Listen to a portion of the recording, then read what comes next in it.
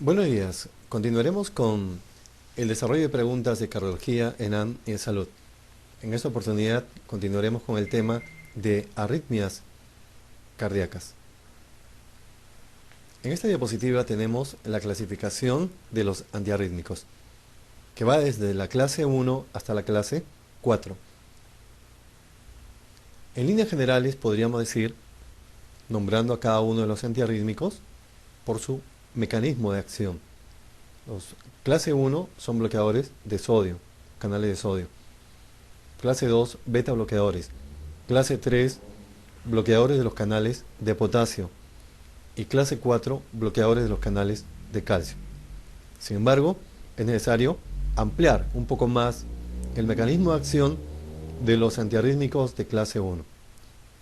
Sabemos que, como hemos conversado anteriormente, en la fase 0, hay la apertura de dos tipos de canales. Por un lado, los canales rápidos de sodio, que van a estimular a las células que realizan el trabajo cardíaco, las células de las aurículas y los ventrículos.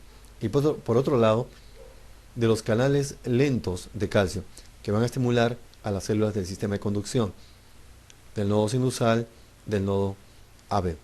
Pues bien, los antiarrítmicos de clase 1 no solamente van a bloquear la entrada de los canales rápidos de sodio, sino también la entrada de los canales lentos de calcio.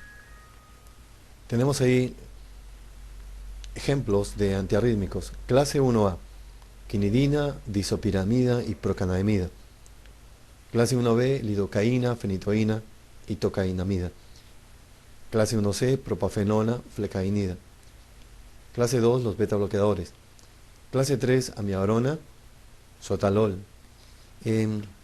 Este sotalol es un beta bloqueador, pero es una excepción, porque los beta bloqueadores son de la clase 2, pero en ese caso es un beta bloqueador que pertenece a la clase 3. 4, verapamilo y diltiazem, que pertenece al grupo de las nodihidropirinas. Bien, ya conocemos los mecanismos de acción de los antiarrítmicos y los diferentes ejemplos de antiarrítmicos según la clase funcional.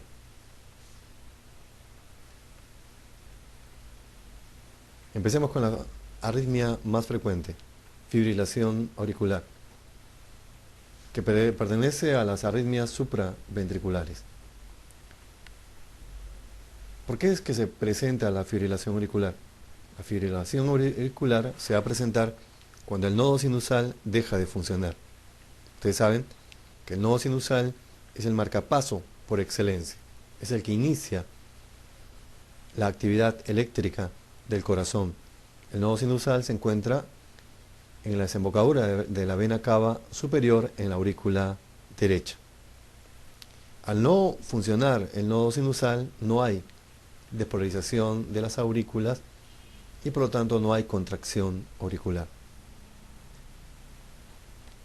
Este tipo de arritmia se va a identificar porque el paciente viene quejándose de palpitaciones y en el examen físico encontramos el llamado pulso deficitario. ¿En qué consiste el pulso deficitario? Es un pulso irregularmente irregular, donde hay una sincronía entre la frecuencia del pulso y la frecuencia cardíaca. Y la frecuencia cardíaca es mayor que la frecuencia del pulso. Hay un déficit en la frecuencia del pulso, es por eso que se llama pulso deficitario. ¿Cuáles son los criterios electrocardiográficos? Porque finalmente el diagnóstico lo voy a hacer, voy a corroborarlo con un electrocardiograma, pero ya la clínica me puede estar sugiriendo fibrilación auricular, puesto que encontramos una arritmia arrítmica, también conocida como arritmia completa. Es más frecuentemente encontrar este tipo de arritmia en el adulto mayor por cardioesclerosis. Pues bien, le tomo el electrocardiograma, paciente que tiene las características clínicas ya mencionadas, y busco tres criterios. Primero, ausencia de onda P. La onda P, ustedes saben, inicialmente hay que buscarla ¿dónde? En D2. ¿Por qué? Porque D2 es la derivación que más o menos coincide con el vector de activación auricular, el vector resultante.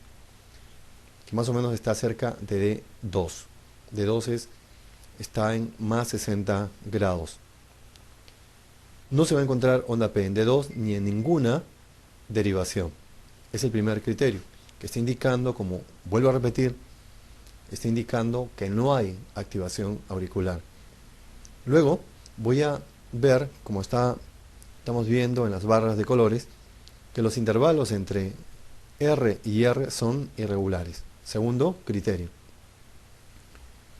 Tercer criterio es la presencia de las ondas F. Estamos viendo estas ondas que parecen de interferencia, pero son las ondas F, que no se deben confundir con las ondas F mayúsculas que son de Flutter y que son las ondas que parecen los dientes de serrucho. ¿Cuál es la frecuencia auricular? De 350 a 400 latidos por minuto. Estos son los criterios de fibrilación auricular. Cuando yo tengo un paciente que tiene fibrilación auricular y corroboro el examen con un electrocardiograma, tengo que ver cómo está la respuesta ventricular.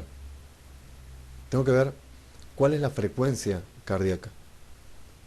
Se dice que la fibrilación auricular tiene una respuesta ventricular aumentada cuando la frecuencia cardíaca es mayor de 100 latidos por minuto. Y ya debo empezar a preocuparme si la frecuencia es mayor de 150 latidos por minuto. Primero, ¿cómo voy a determinar la frecuencia cardíaca cuando el EKG es de un paciente que tiene arritmia? Simplemente voy a ir hacia el dedo largo. En el dedo largo voy a ver en 6 segundos cuántos complejos QRS hay. Luego ese número de QRS lo voy a multiplicar por 10 y voy a tener más o menos aproximadamente la frecuencia cardíaca en un minuto. Si la frecuencia cardíaca es mayor de 150, debo preocuparme. ¿Por qué? Porque el paciente tiene riesgo de isquemia miocárdica. ¿Por qué? Porque cuando se incrementa la frecuencia cardíaca, va a disminuir el tiempo diastólico. Y es durante el tiempo diastólico que se produce la circulación coronaria. Si se acorta el tiempo diastólico, puede haber isquemia miocárdica y esto puede derivar un infarto agudo de miocardio. Es por eso que los 3 brazos del tratamiento de fibrilación auricular, uno de los brazos es, y el primero de repente, es disminuir la frecuencia cardíaca por debajo de 100 latidos por minuto.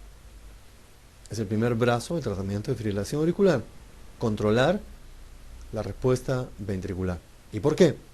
Para evitar la isquemia miocárdica, para evitar que se complique con un infarto agudo de miocardio.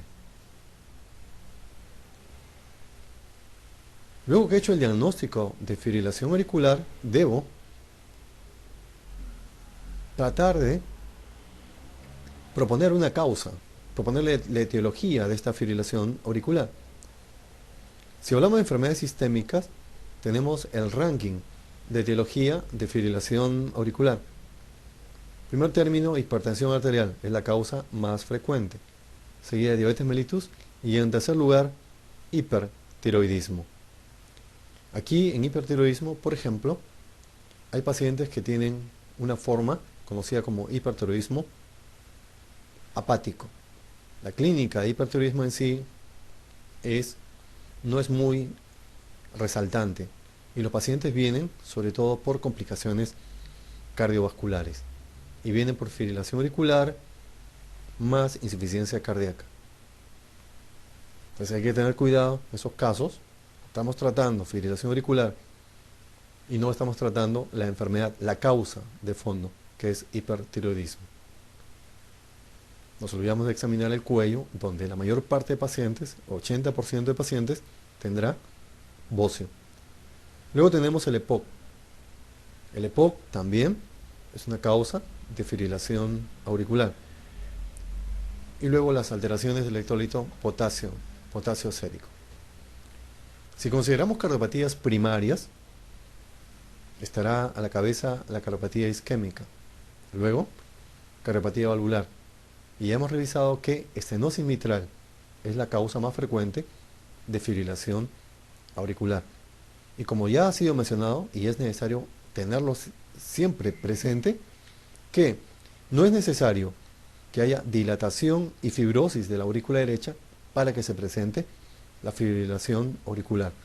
Basta que haya dilatación y aumento de la presión en la aurícula izquierda para que se presente fibrilación auricular. Luego vienen ya otras causas como miocardiopatías dilatadas, que pueden ser primarias, que pueden ser secundarias asociadas a enfermedades sistémicas, miocardiopatías hipertróficas y también otros tipos de arritmia. Aquí hay una arritmia que produce otra arritmia, como el Wolff-Parkinson-White. Inclusive hay una combinación de fibrilación más Wolff-Parkinson-White, como vamos a ver en una de las preguntas, y también fluta. Ahí hablamos del fibrilo fluta. Vamos a esta pregunta obtenida de otras fuentes. La fibrilación auricular se debe principalmente a las siguientes entidades, excepto. Ya hemos revisado las causas de fibrilación, ahora nos están pidiendo que mencionemos cuál no es causante de fibrilación auricular, cuál no es causa de fibrilación auricular. Vamos a ver una por una. La cardiopatías isquémicas crónicas, verdadero. Es una de las causas más frecuentes de las cardiopatías primarias. Cardiopatía obstructiva, la reservamos. Estenosis mitral, que es la lesión valvular que produce con más frecuencia fibrilación auricular. Hipertiroidismo, que ya hemos mencionado que sí está en el tercer lugar de las enfermedades sistémicas. Cardiopatía hipertensiva es el primer lugar de las enfermedades sistémicas, de la hipertensión arterial. Y aquí la cardiopatía obstructiva no es causal o no es causa de fibrilación auricular.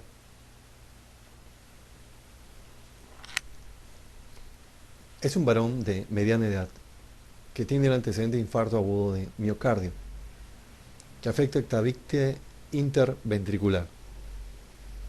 Actualmente está asintomático y en 3 controles electrocardiográficos se constata fibrilación auricular. En esta arritmia, ¿cuáles de las alternativas no corresponden? Es un paciente con cardiopatía isquémica que ha tenido un infarto y que ahora está presentando fibrilación auricular como consecuencia de esta cardiopatía isquémica. Nos están preguntando cuál no es criterio electrocardiográfico o clínico también de fibrilación auricular. Veamos una por una las alternativas. La presencia de ondas F en el EKG, ¿sí? Ondas F minúsculas, son ondas como si fueran de interferencia. B. Ondas de pulso irregulares y desiguales, claro, los intervalos RR irregulares. C. Presencia de ondas P en el EKG, y aquí está. Esta alternativa no es correcta. ¿Por qué? Porque hemos dicho que destaca en fibrilación auricular que no hay contracción auricular, porque no hay activación auricular y porque el nodo sinusal ha dejado de funcionar. Esa sería la respuesta incorrecta. Después C. Presencia de pulso deficitario, hemos hablado que es el pulso que se presenta en fibrilación auricular. Primer ruido cardíaco cambiante. También puede estar asociado a fibrilación auricular. La respuesta es ondas P de pulso irregulares y desiguales, no es de fibrilación auricular, porque en fibrilación auricular no hay. La respuesta es presencia de ondas P en el electrocardiograma. Las ondas de pulso irregulares se refieren a los intervalos RR irregulares. Entonces aquí hay una sola respuesta, que es presencia de ondas P en el EKG. No debe haber ondas P. ¿Cuál de los siguientes hallazgos en el electrocardiograma determina el diagnóstico de fibrilación auricular? Es una pregunta parecida, pero solo que en este caso, esta pregunta proviene del residentado médico.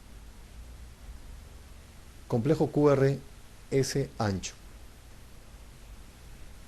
Un complejo QRS ancho está indicando que se trata de una arritmia ventricular, o sino también de un Wolff-Parkinson-White, que es un trastorno, es un síndrome pre-excitación. Ondas P bifásicas, ausencia de onda P, superdesnivel del ST, ondas T aplanadas. Las ondas P bifásicas y en realidad isobifásicas las vamos a encontrar en la derivación B1. ¿Por qué? Porque la derivación B1 es perpendicular al vector de activación auricular. Al ser perpendicular, la onda P es isobifásica. Entendiéndose por isobifásica que la amplitud de la deflexión positiva es igual a la amplitud de la deflexión negativa. Ausencia de onda P. Esto, como hemos visto, es un criterio de fibrilación auricular. Superdesnivel del ST. Hay muchas causas de superdesnivel del ST, pero cuando nosotros mencionamos o escuchamos superdesnivel ST, lo primero que pensamos es en infarto de miocardio. Y superdesnivel del ST está indicando probablemente una lesión subepicárdica con el ST convexo. También hay otras causas del ST elevado, como la pericarditis, hipercalemia, trastorno de repolarización temprana.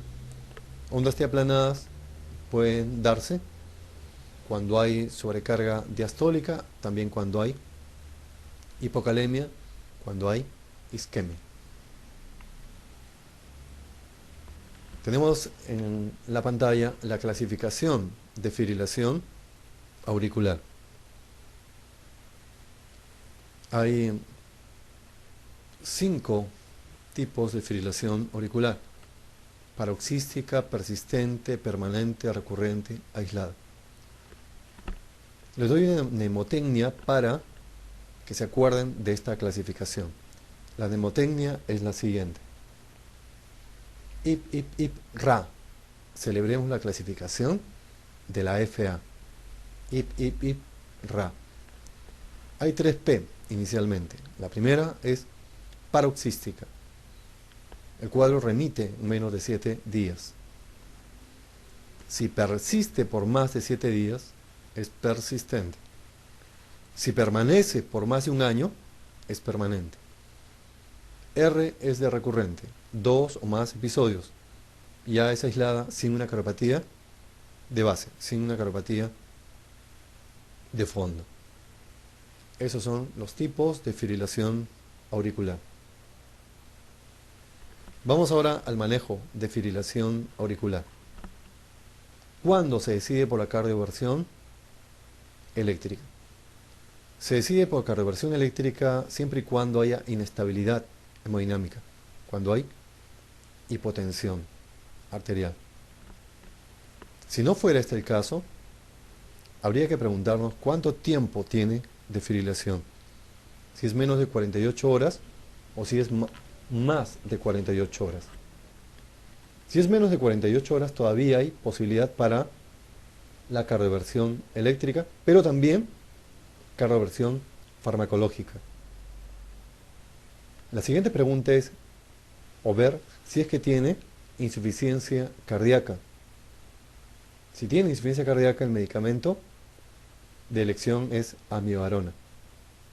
Amibarona también, esta es pregunta de examen, es el antiarrítmico que ha demostrado la menor tasa de recaídas, o sea, de regreso a la fibrilación auricular luego de la cardioversión farmacológica. En caso que no tuviera insuficiencia cardíaca, podemos administrar antiarrítmicos como flecainida o propafenona. Propafenola hemos visto, es de clase 1C. Si tuviera más de 48 horas, también hay que ver si tiene insuficiencia cardíaca o no. Si no tiene insuficiencia cardíaca, podemos dar inotrópicos negativos, como beta bloqueadores o los calcio antagonistas del grupo de las no dihidropirinas. Los beta bloqueadores son clase 2 y los calcio antagonistas son de clase 3. Y la amiodarona es de clase 3, perdón, y los calcio antagonistas son de clase 4. En caso tuviera insuficiencia cardíaca, primero hay que administrar digitálicos y si no hay buena respuesta, a indicar amiodarona. Estos son los pasos que hay que seguir para el manejo de fibrilación auricular. No se olviden. ¿Cuándo cardioversión eléctrica? Cuando hay inestabilidad hemodinámica. En caso que no haya inestabilidad hemodinámica, si tiene menos de 48 horas, se puede dar todavía cardioversión medicamentosa. Si tiene insuficiencia cardíaca, elegir amiodarona. Si no tiene insuficiencia cardíaca, propafenona o flecainida. Si tiene más de 48 horas y sin insuficiencia cardíaca, un inotrópico negativo. Y si tiene insuficiencia cardíaca, un inotrópico positivo como los digitálicos. Y si no da resultado, amiodarona. En caso de fibrilación auricular con respuesta ventricular rápida, es decir, que tenga una frecuencia cardíaca mayor de 100 latidos por minuto, pero sin descompensación cardíaca. Acá no hay inestabilidad hemodinámica. Con eso que nos están diciendo que el tratamiento no es cardioversión eléctrica. El tratamiento de elección es, bueno, en caso de fibrilación auricular con respuesta ventricular rápida. ¿Tiene insuficiencia cardíaca? No menciona. Lo que sí menciona que es sin descompensación cardíaca. Bueno, puede ser que no tiene insuficiencia cardíaca sintomática, no tiene inestabilidad hemodinámica. En este caso, versión eléctrica no es la alternativa. La alternativa es digitálicos. Hay que administrar digitálicos. Acá la clave está errada, es digitálicos. Cardioversión eléctrica, ¿por qué? Porque no hay descompensación cardíaca, no hay inestabilidad hemodinámica. Lidocaína es un antiarrítmico de clase 1B, que se utiliza, se indica para barrer extrasístoles. Quinidina es otro tipo de antiarrítmico que no está indicado en este caso. Y nifedipino es un antihipertensivo que incrementa la frecuencia cardíaca. Está contraindicado en este caso. Tenemos aquí otro caso clínico. Es un paciente de 75 años que presenta un cuadro clínico de insuficiencia cardíaca. ¿Por qué? Porque tiene disnea, hay signos de congestión periférica, edema, miembros inferiores, hay signos de hipertensión venosa central, incrustación yugular, seguramente a 30 grados. Hay signos de congestión pulmonar, crepitantes en los tercios inferiores, pulso irregular de 162 latidos por minuto y en el EKG arritmia completa. Es decir, tiene fibrilación auricular con respuesta ventricular alta. La mejor terapia inicial es un diurético de ASAI. ¿Cuál es el diagnóstico? Mi diagnóstico es insuficiencia cardíaca, clase 3, no me dicen la disnea frente a qué esfuerzo. Supongo que debe ser clase 2, clase 3. ¿A qué se debe la insuficiencia cardíaca? No hay antecedente de hipertensión arterial, no tiene clínica de cardiopatía isquémica. Debo suponer que la insuficiencia cardíaca es por esclerosis en relación a la edad del paciente. Entonces mi diagnóstico es insuficiencia cardíaca, clase 2, 3, estadio C, que significa que es sintomática y que se debe a cardioesclerosis. Además tiene una arritmia, fibrilación auricular con respuesta ventricular alta. ¿Qué está indicado? Si hay insuficiencia cardíaca, si hay fibrilación auricular con insuficiencia cardíaca sintomática. Está indicado en primer término los digitálicos. Y en segundo lugar, si no daría resultado esto, ya amiodarona. Respecto a los distractores, lidocaína se utiliza para extrasístoles, verapamilo para taquicardia supraventricular, atropina cuando la frecuencia cardíaca es menor de 40 latidos por minuto, y sorprenalina para incrementar la frecuencia cardíaca, por ejemplo, un bloqueo auriculoventricular. Tenemos acá otra pregunta de arritmia cardíaca. Es un paciente varón joven que presenta palpitaciones muy rápidas y irregulares de manera brusca. Aquí estamos hablando de una arritmia y no solamente de una taquicardia sinusal. Se le toma un electrocardiograma y se encuentra taquicardia irregular de 190 latidos por minuto con complejos QRS de ancho variable entre 125 a 160 milisegundos. Señal de manejo más correcto de entre los siguientes.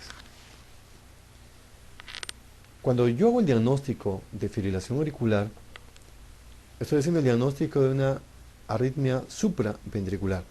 Entonces, espero encontrar QRS de duración normal. ¿Cuánto dura normalmente un QRS? De 0.6 a o 0.8 a 0.10 segundos. No más. Y aquí el QRS está prolongado. Entonces, ¿de qué se trata? ¿Solamente fibrilación auricular? No. Aquí seguramente estamos frente a un cuadro de fibrilación auricular más un síndrome de preexcitación, un Wall-Parkinson-White. Hay fibrilación auricular más Wall-Parkinson-White.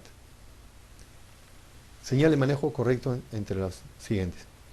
Si hay un síndrome de preexcitación, indudablemente que aquí no se debe utilizar, está contraindicado el uso de antiarrítmicos, cronotrópicos negativos, pero que a su vez sean inotrópicos negativos. ¿De qué estamos hablando? Estamos hablando de los calcioantagonistas del grupo de las no dihidropirinas. Veamos las alternativas. La A. Maniobras vagales y si no son eficaces, verapamil intravenoso. Aquí esta alternativa es para taquicardia supraventricular. Adenosina o ATP y si no son eficaces, verapamilo. Seguimos hablando de taquicardia paroxística supraventricular. C. Frenar con beta bloqueadores y asociar flecainida oral. Con lo que hemos dicho, beta bloqueadores están contraindicados. D. Esperar unas horas con el paciente monitorizado, pues la arritmia es autolimitada. Indudablemente que no. Con una frecuencia cardíaca de 190 latidos por minuto, ya hemos dicho que tiene alto riesgo para infarto agudo de miocardio, así tenga 27 años. Y la E, si es bien tolerada, procainamida intravenosa.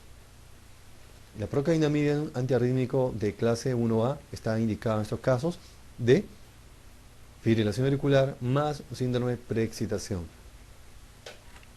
Buena pregunta. Ya hemos hablado de los brazos del tratamiento de fibrilación auricular. Y mencionamos que en primer término hay que controlar la respuesta ventricular.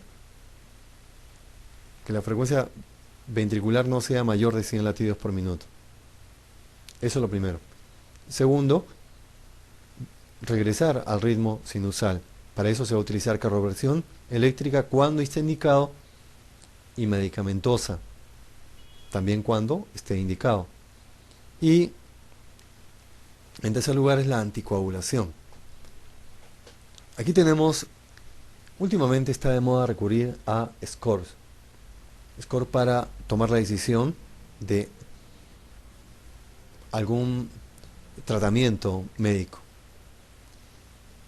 En este caso vamos a recurrir al CHADS-VAS para, de acuerdo al puntaje, decidir si el paciente con fibrilación auricular lo anticoagulamos o no. Vean el CHADS. La C es de insuficiencia cardíaca o disfunción ventricular izquierda. La H, hipertensión arterial. La A es una edad mayor o igual a 75 años. La D, diabetes mellitus. La S es stroke o DCB. TIA o tromboembolismo pulmonar. Cada uno tiene un puntaje.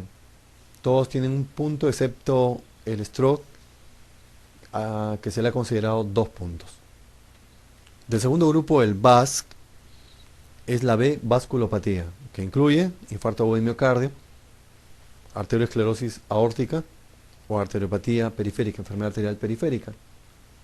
La edad entre 65 a 74 años y la S es sexo mujer. Las tres condiciones tienen un punto. ¿Cómo vamos a utilizar este score del CHADS-VASC? Si tiene 0 puntos, no está indicado la anticoagulación. Si tiene un punto, considerando un factor de riesgo clínicamente relevante, no mayor, nada, o simplemente ácido acetil salicílico, o simplemente nada. Ya la indicación de la anticoagulación es si tiene 2 o más puntos. Si el CHADS-VASC tiene 2 o más puntos, está indicada la anticoagulación. Si se considera un factor de riesgo mayor, como stroke, o 2 o más factores de riesgo clínicamente relevantes no mayores, es decir, los otros factores. En este caso, pues, ¿cuándo está indicada la anticoagulación? Si es que tenemos un CHADS-VASC de 2 o más puntos. Pasemos ahora a taquicardias supraventriculares.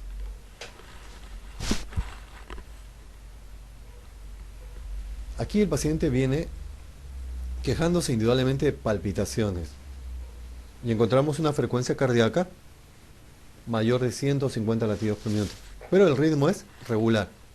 Se trata de una arritmia rítmica. A diferencia de fibrilación auricular que hemos visto anteriormente, que es una arritmia arrítmica.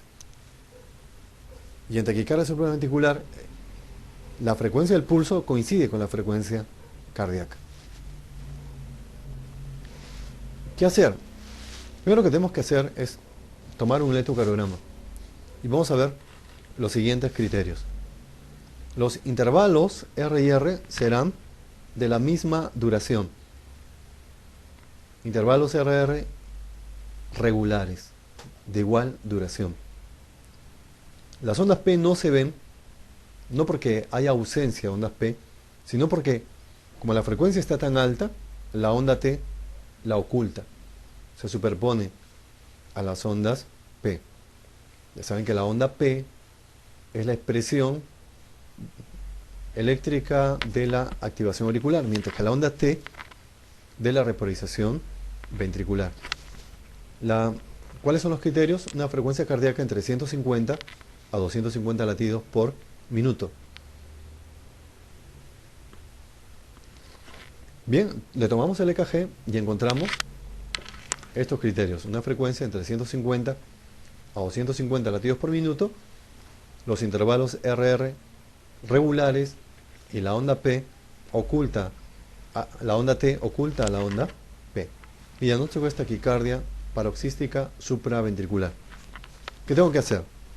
Bueno, lo primero que hay que hacer, hacerle masaje carotídeo de un lado y después cambiar a otro lado. Hay que evitar dar masaje carotídeo a los pacientes que tienen alto riesgo de arteriosclerosis. ¿Por qué? Porque el masaje puede llevar al desprendimiento de placas ateroscleróticas y llevar a un DCB isquémico. De no ser el caso de un paciente que no tiene alto riesgo para arteriosclerosis, procedamos a la masaje carotídeo. Si se trata de una taquicardia paroxística supraventricular, la respuesta es o no pasa nada o revierte bruscamente al ritmo sinusal.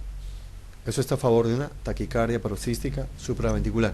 En cambio, si es una taquicardia sinusal, que está en 150 y algo más,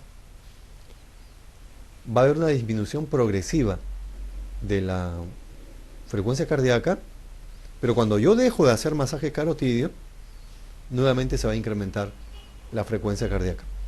Ese comportamiento es de taquicardia sinusal. Las taquicardias paroxísticas auriculares y nodales reciben el nombre común de taquicardias supraventriculares y tienen su origen en focos ectópicos por encima de los ventrículos. ¿Cuál es el tratamiento farmacológico de un paciente que tiene taquicardia paroxística supraventricular? Idealmente, de elección es la adenosina. Ya en la práctica se usa verapamil, del grupo de los calcioantagonistas no dihiropirínicos. Si el paciente presenta, esto es un principio, inestabilidad hemodinámica, ¿qué tratamiento se debe indicar? Cardioversión eléctrica. Es una mujer joven que llega por palpitaciones.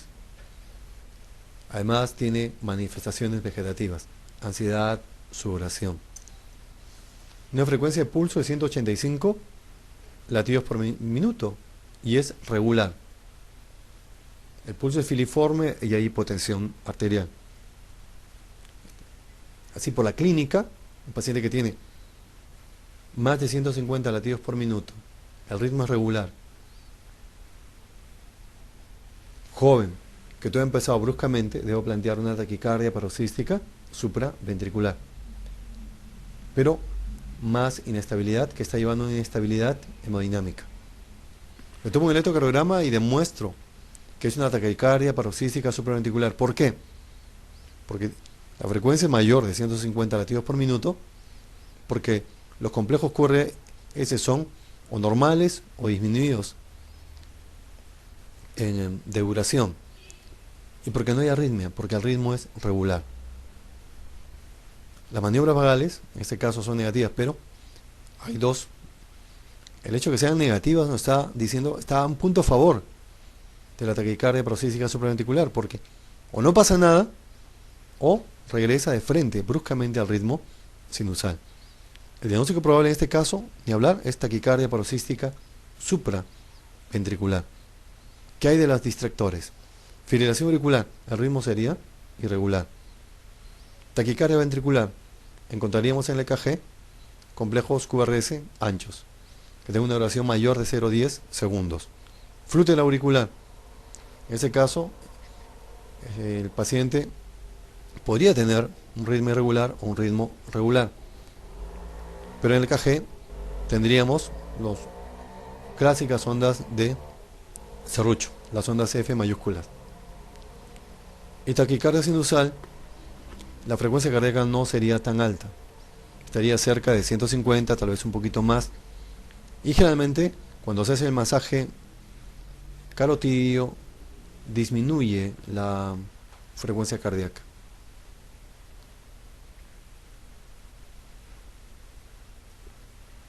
Pasamos ahora a la taquicardia ventricular.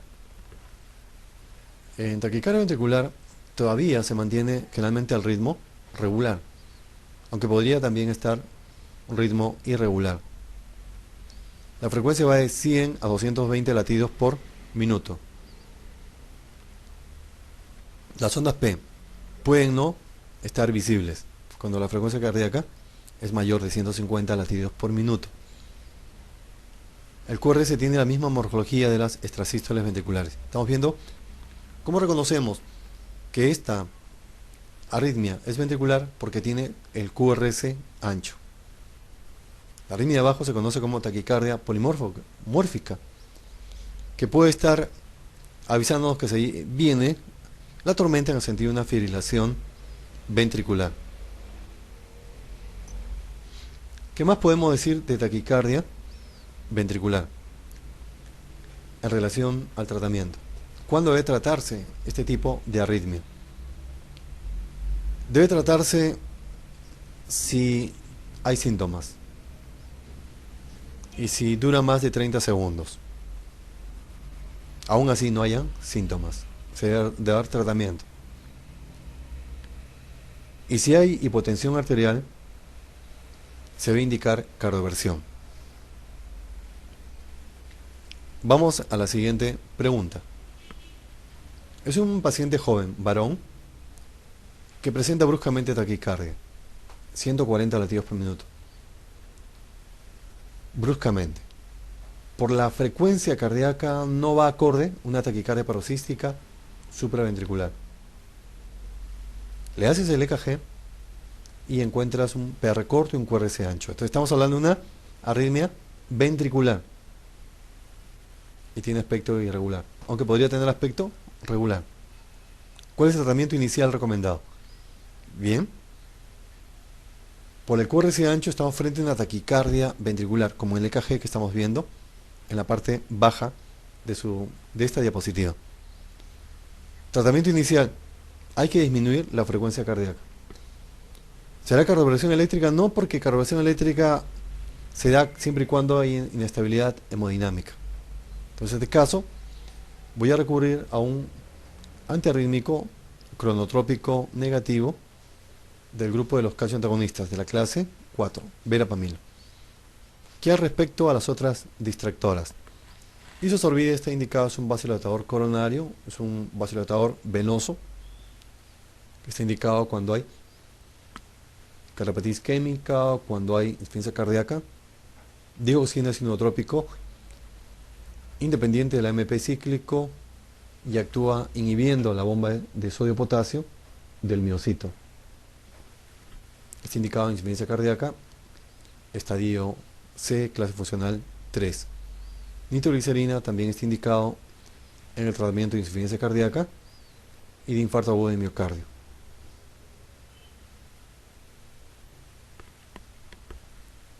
Es un paciente con cardiopatía hipertensiva e isquémica y acude por angina moderada. El examen muestra signos de hipoperfusión. Está pálido, está diaforético y tiene una frecuencia cardíaca de 150 latidos por minuto. Y está hiper. El paciente que tiene esta historia de cardiopatía hipertensiva, de cardiopatía isquémica y que presenta angina moderada, además está presentando una arritmia que le está llevando a inestabilidad hemodinámica, una arritmia que le está produciendo hipotensión arterial. Le pedimos un electrocardiograma y ¿qué encontramos? Que tiene el QRS ancho. Ni hablar, estamos frente a una arritmia ventricular, estamos frente a una taquicardia ventricular. Esta taquicardia ventricular le está produciendo inestabilidad hemodinámica. La respuesta es sí. Entonces, ¿qué tratamiento recibir? Cardioversión eléctrica. Nos dicen además que en el EKG los intervalos RR son irregulares y que la onda P se observa pero en forma inconstante y no guarda relación con los complejos QRS. Acá el tratamiento es cardioversión eléctrica. ¿Qué hay de los distractores? Maniobra vagal más es para la taquicardia supraventricular. Verapamil, lo mismo. Infusión de amiodarona para fibrilación auricular.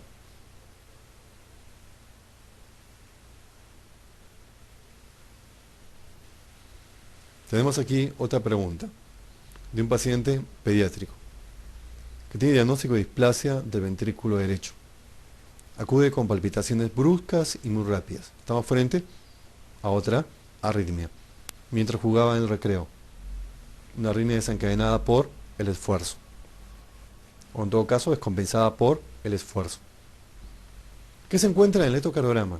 Encuentras taquicardia regular a 160 latidos por minuto. Es una taquicardia regular. Si es regular, esto no va con fibrilación auricular. Podría ir con taquicardia supraventricular paroxística o podría ir con taquicardia ventricular. Tiene complejos QRS anchos. Ya saben que el QRS lo normal es que llegue hasta 0,10 segundos.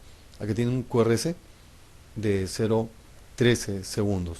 Está el QRS prolongado. La pregunta es, ¿cuál de las siguientes respuestas considera que es su diagnóstico? Veamos. Dada la edad del paciente, lo más probable es que se trate de una taquicardia supraventricular. Pero si fuera taquicardia supraventricular, ¿por qué el QRS es ancho? No debería estar ancho. B. Por su buena tolerancia hemodinámica, lo más probable es que se trate de una reentrada intranodal con aberrancia. C. El síndrome de Wolff-Parkinson-White con fibrilación preexcitada. D. Taquicardia ventricular. Y E. Taquicardia sinusal tras esfuerzo físico intenso. Fibrilación auricular no sería porque sería una arritmia arrítmica. Habría una taquicardia irregular. Descartado. Porque ya saben que fibrilación auricular con QRS ancho, hay que plantear que está asociado a un Wolff-Parkinson-White. Wolff-Parkinson-White, que no es.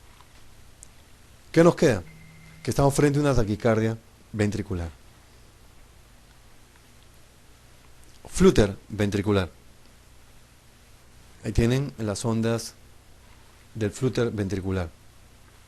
Siempre los complejos QRS anchos. La frecuencia 100 a 220 latidos por minuto. Fibrilación ventricular. En fibrilación ventricular prácticamente no vemos ondas que normalmente se suelen ver en el electrocardiograma. Acá hay unas ondas realmente irregulares. Aquí la actividad contráctil prácticamente del corazón no se da. Apenas se mueve el corazón. No hay gasto cardíaco, no hay pulso, no hay latido. El paciente desemboca en un paro cardíaco. Hay un ritmo irregular sin ondas P, QRS o T. Acá la indicación es cardioversión eléctrica si es que se pretende salvar la vida del paciente. Un personaje famoso que ha tenido esta fibrilación ventricular y que logró salir airoso es el personaje que están viendo en la foto del astro del fútbol. Pues bien, hemos terminado esta pequeña revisión de resolución de preguntas de arritmia cardíaca.